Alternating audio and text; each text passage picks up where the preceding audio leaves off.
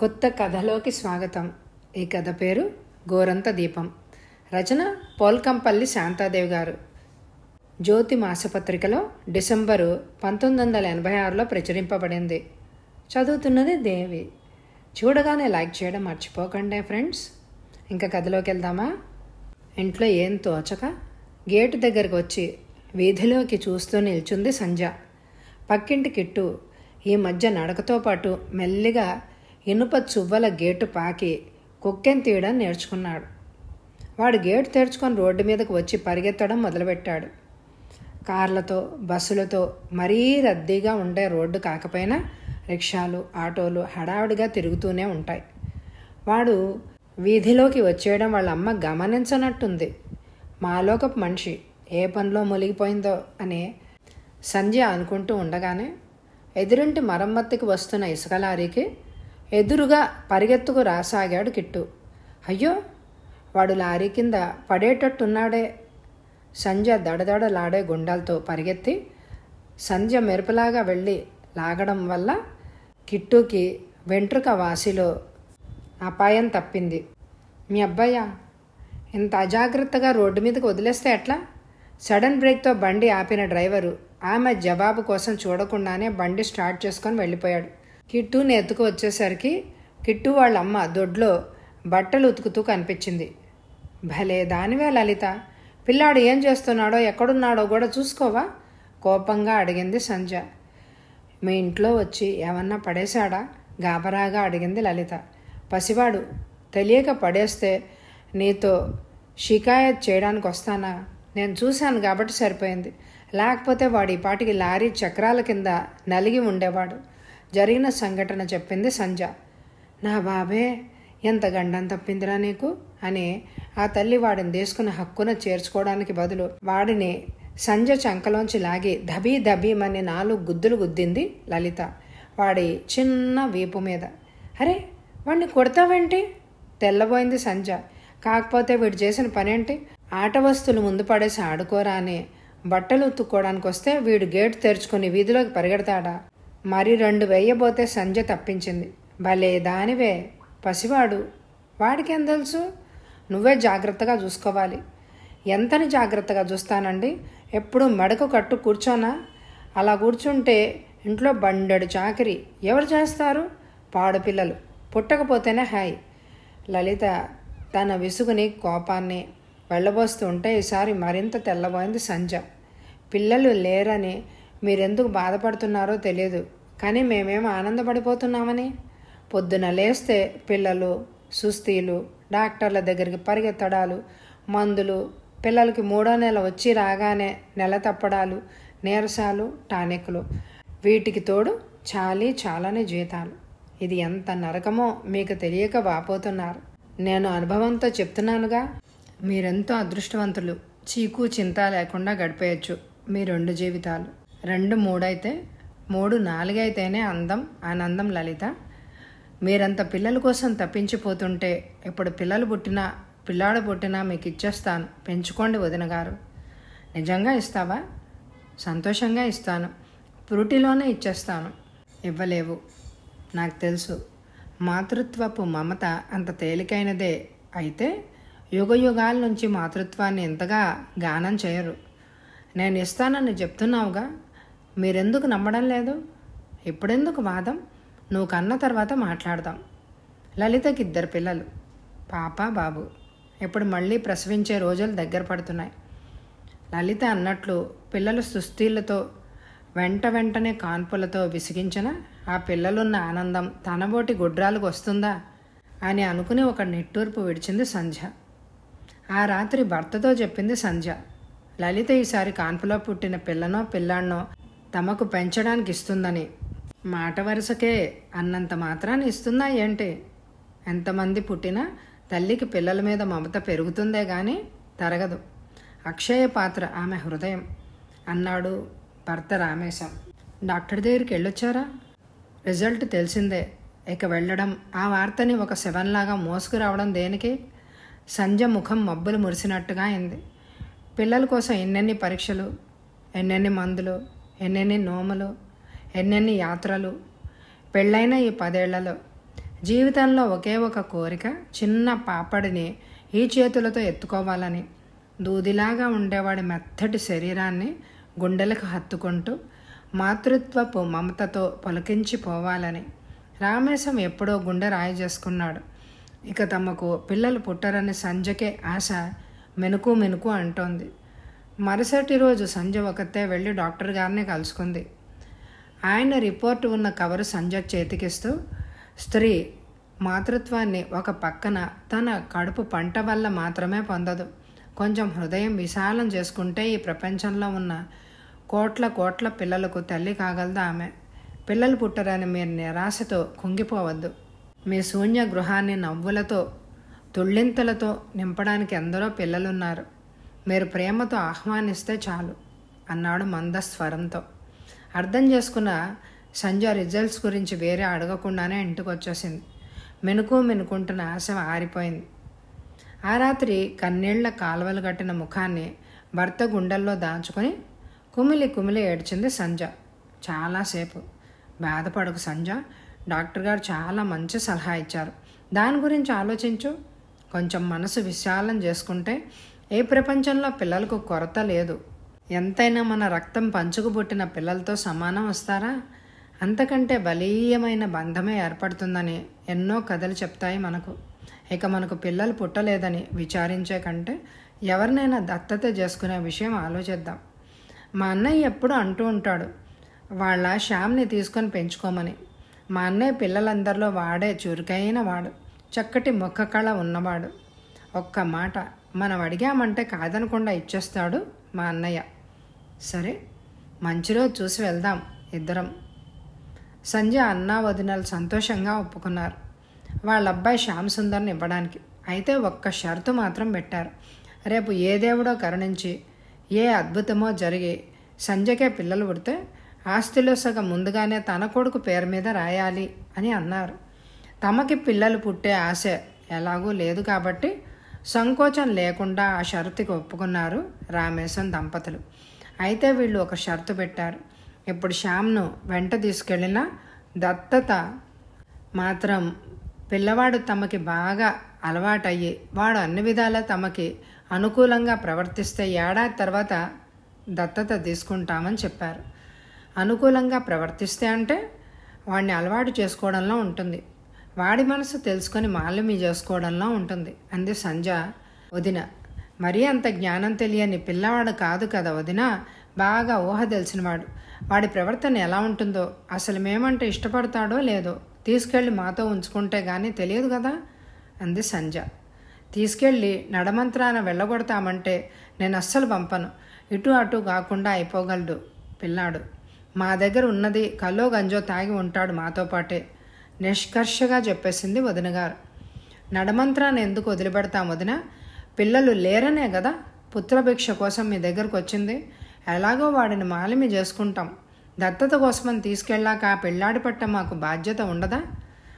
ఎవరి బాధ్యతలు వాళ్ళు గుర్తుపెట్టుకుంటే మంచిది. కానీ నా పిల్లలందరిలో వాడే కొంచెం నాజూకు. తిండి విషయంలోనైతేనేమి, మిగతా విషయాల్లోనైతేనేమి నయానా భయానా చెప్తే తిన్నట్టుగా కసిరితే తినడు. తీపి కూడా పెద్దగా ఇష్టంగా తినడు. పాలు తాగుతాడు కానీ పాల మీద మీగడ ఇష్టం ఉండదు. ఫిల్టర్లో పోసి ఇవ్వాల్సిందే. తిండి దగ్గర నాజూకే. వంకాయ, బెండకాయ, గోంగూర ఇవి తినడు. ఎవరికి మజ్జిగ వేసినా సరే గరిటెడు పెరుగు వాడికి తీసి ఉంచితే కానీ భోజనం దగ్గర మన పరువు నిలబడదు. కొడుక్కి ఇష్టమైనవి ఏంటో పెద్ద లిస్టు చెప్పింది వదినగారు. అప్పగింతలన్నీ అయ్యాక చివరికి అందామె, నా పిల్లాడికి పట్టెడు మెతుకులు పెట్టలేక ఇవ్వడం లేదు నీకు. ఆడపడుచు ఇంటికి వచ్చి అడిగితే కాదని లేక ఇస్తున్నాం. జాగ్రత్తగా కంటికి రెప్పలా చూసుకోండి. అమ్మా నాన్నల మీద బెంగపడకుండా చూడండి. చివరి ఘట్టం వచ్చేసరికి ఆవిడ పిల్లాడిని కౌగిలించుకుని గొల్లుమంది. శాశ్వతంగా కొడుక్కి దూరమవుతున్నట్టుగా సంజయ్కి మనసు కలుక్కుమన్నట్టుగా అయింది. తల్లి కొడుకులను ఎడబాపి తీసుకువెళ్తున్నానా అని. పిల్లవాడిని శాశ్వతంగా పోగొట్టుకుంటున్నట్టుగా ఆ ఏడుపేంటి? నీకు పిల్లాడిని చూడాలనిపిస్తే వెళ్ళి చూస్తే అడ్డగిస్తారా? పిల్లవాడిని చదువు కోసం పట్నం పంపుతున్నానని మనసు సరిపెట్టుకో అని కసిరాడు సంజ అన్నగారు. పిల్లాన్ని తీసుకొని రామేశం దంపతులు బస్సు ఎక్కుతూ ఉంటే ఒక విషాద సన్నివేశం అన్నట్టుగా అందరి హృదయాలు బరువెక్కిపోయాయి. కానీ ఇన్నాళ్ళు పెంచి ఒకరి చేతికి అందివ్వాలంటే కన్నవాళ్ళకి బాధగానే ఉంటుంది మరి అని సరిపించుకున్నారు రామేశం దంపతులు. వచ్చాక వారం రోజులు సరదాగానే గడిచాయి శ్యామ్కు. సినిమాలు, షికార్లు, ఇష్టమైన ఫలహారాలు. పిల్లాడికి బోర్ కొడుతుందేమోనని ఇరుగు పొరుగు పిల్లల్ని పిలిచి మా శ్యామ్తో ఆడుకోండి అని చెప్పి వాళ్ళు ఆడుకోవడానికి బూట్లు, బంతులు కొనిపెట్టింది సంజ. వాడికి ఇక్కడ విసుగు అనిపించకూడదని, ఇంటి మీద మనసు తిరగకూడదని సంజ ఎంత జాగ్రత్త పడినా తాపత్రయపడినా వాడికి బెంగ ప్రారంభమైంది. అత్త, రేపు మా ఊరు వెళ్ళిపోతాను. మామయ్య వచ్చి దిగబడితే సరి, లేకపోతే నన్ను మా ఊరి బస్సు ఎక్కిస్తే నేను వెళ్ళిపోతాను అన్నాడు ఒకరోజు. ఇవాళ రేపో మీ నాన్న సర్టిఫికెట్ తెస్తాడు, బళ్ళో జాయిన్ అవ్వాలి. ఎప్పుడు వెళ్తానంటావేంటి విస్తుపోయి అడిగింది సంజ. నేను ఇక్కడ చదవను, మా ఊరే వెళ్ళిపోతాను. వెళ్ళనివ్వరేమో అన్న భయంతో వాడి మొహంలో దుఃఖం ముంచుకొచ్చింది. మరీ బిగదీస్తే వాడు అమ్మా నాన్నల మీద బెంగపడి జ్వరం తెచ్చుకుంటాడేమోనని భయం వేసింది సంజకు. సరే, రేపు వెళ్ళి 2 రోజులు ఉండి తిరిగి వచ్చాయి. నువ్వు ఇక్కడ ఉంటే బాగా చదువుకోవచ్చు, మంచి మంచి బట్టలు వేసుకోవచ్చు. నీకు క్రికెట్ అంటే ఇష్టం కదా, నీకు క్రికెట్ నేర్పడానికి ఒక ఆయన్ని పిలిచాడు మామయ్య. సైకిల్ నేర్చుకుంటా అన్నావు కదా, మామయ్య నీకోసం చిన్న సైకిల్కి ఆర్డర్ ఇచ్చారు. ఎన్నో ఊరించి చెప్పి మరో రోజు తమకు తెలిసిన మనిషినిచ్చి పంపింది. అక్కడే 2 రోజులు ఉండి తిరిగి వెంటబెట్టుకుని రమ్మని చెప్పింది. వాడిని తిప్పి పంపడానికి చాలా శ్రమ పడవలసి వచ్చింది.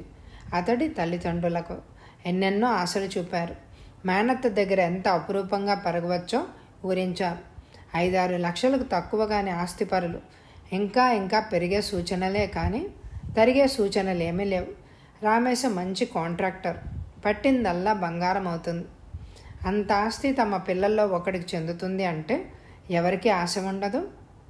తమకి 6 మంది సంతానం, ఒకడినిస్తే పెద్దగా పోయేదేమీ లేదు. అయినా పిల్లాడు ఎంత దూరం వెళ్ళాడని బస్సు ఎక్కితే 2 గంటలు ప్రయాణం. చూడాలనిపిస్తే ఇలా వెళ్ళి అలా చూసి రావచ్చు. బుద్ధి పుడితే పిల్లాడిని చూసుకోవద్దంటారా ఏమిటి? అలా ఆలోచించి పట్టుబట్టి పిల్లాడిని పంపించారు. కానీ సంజకు అక్కడ నుండి కష్టాలు ప్రారంభమయ్యాయి. వాడిని మాలమి చేసుకునే ప్రయత్నంలో వాడు కోరిందల్లా సమకూర్చి గారాబం చేయడంతో వాడికి బాగా తలబిరుస్తుతనం వచ్చేసింది. సినిమాకు వెళ్తాననగానే వెంటనే డబ్బులు ఇచ్చేయాలి. 2 రోజులకు ఒకసారి పెన్నులు, పెన్సిళ్ళు, పుస్తకాలు పోతాయి. పోయిన కొద్దీ కొనిపెట్టాలి. నెలకి 50 రూపాయలు ఫీజు ఇచ్చి ట్యూటర్ని పెడితే కూడా నెల పరీక్షల్లో 10-15 మార్కుల్ని మించడం లేదు. ఇరుగు పొరుగులతో తగువులు తీసుకురావడం ఇత్యాది తలనొప్పులన్నీ ప్రారంభమయ్యాయి. ఆ రోజు సైకిల్ తొక్కడానికి వెళ్ళి నడుం విరగబడ్డాడు. మోచేతులు, మోకాళ్ళు కొట్టుపోయాయి. సైకిల్ ఏమో షేపు మారిపోగా వాడి స్నేహితులు ఇల్లు చేర్చారు వాడి సైకిల్ని. మందులు, ఇంజక్షన్లు ఇప్పించి హడావుడి చేయడంతో పాటు పిల్లాడికి ఇన్ని దెబ్బలు తగిలితే నాకు కబురు చేయలేదేమిటని వాళ్ళ అమ్మ దెప్పుతుందని రామేశంతో చెప్పి కార్డు రాయించింది సంజ. ఆ రోజు 3వ నాటికల్లా దిగింది సకుటుంబ సపరివారంగా. అప్పటికి వాడి దెబ్బలు బాగా నొప్పి చేసి జ్వరం కూడా ప్రారంభమైంది. బెడ్ ఎక్కాడు. 4 రోజులకే ఎంత చిక్కావురా, ఇక్కడ నీకు తిండి తక్కువైందనుకోనా, సుఖం తక్కువైందనుకోనా, పచ్చడి మెతుకులు తిన్నప్పుడే పండులా ఉండేవాడివి, ఇప్పుడు ఏమైందిరా నీకు అని ఆవిడ కొడుకు ఒళ్ళంతా ఆవగా నిమురుతూ కన్నీళ్లు పెట్టుకుంటూ ఉంటే సంజ ముఖంలో జీవం ఊదేసినట్టు అయింది. కంచె నిండా అన్నం తోడుతుందమ్మా, పారేస్తే కొడుతుందని అంతా బలవంతంగా కుక్కుకుంటే కడుపులో ఒకటే నొప్పి లేస్తుందమ్మా, ఉన్నవి లేనివి చెప్పేశాడు శ్యామ్. దాంతో పోటాపోటీ మాటలు మొదలుపెట్టింది వదినగారు. వాడికి అమ్మవారికి కుమ్మం తోడినట్టుగా పళ్ళె నిండా అన్నం తోడితే పసికుంక ఎంతని జీర్ణించుకుంటాడనుకుంటున్నావు? పెన్నులు పోతే కోప్పడతారట, ఫీజులు అడిగితే కోప్పడతారట. ఎందుకైనా గొప్ప పిల్లాన్ని పెంచుకుంటామని తీసుకొచ్చారు. సాకలేక ఇచ్చానా? పిల్లలు లేరని ఏడిస్తే ఇచ్చాగానే ఆ చేతిలో ఏ మహత్యం ఉందో దుక్కలా ఉండే పిల్లాడు పుల్లలా చిక్కిపోయాడు అని మాటలు కిక్కురు మనకుండా భరించింది సంధ్య. పరాయి పిల్లాన్ని తెచ్చుకున్నా తప్పు తమది. ఇప్పుడు తీసుకెళ్ళి పొమ్మంటే నడమంత్రాన్న పిల్లాన్ని అన్యాయం చేయకూడదన్న కండిషన్ ఆవిడ ముందే పెట్టింది ఆయ. సంధ్య వాళ్ళ పని మెంగలేక కక్కలేక అన్నట్టుగా అయింది. ఆవిడ ఉన్న వారం రోజులు సంధ్య మనసును నిప్పుల మీద వేయించినట్టు వేయించి మరీపోయింది. తమ కడుపే పండితే పరాయి పిల్లల్ని తీసుకొని ఇన్ని మాటలు పడేది కాదు కదా అని కుంగిపోయింది సంధ్య. గోరు చుట్టు మీద రోకల్పోటుగా రామేశం అక్కగారు ఊడిపడిందో రోజు.